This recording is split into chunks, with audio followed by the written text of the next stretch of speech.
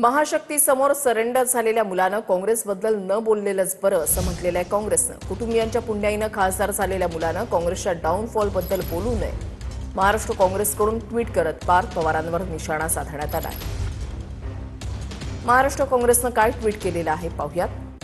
काँग्रेसनं बारामतीमध्ये उमेदवार दिल्यानंतर पार्थ पवारांनी काँग्रेसवर टीका केलेली आहे आणि त्याच्यानंतर काँग्रेसकडून ही टीका करण्यात आली आहे की जशी वेळ येईल तसं सामोरं जावं लागतं असं पार्थ पवार यांनी म्हटलं।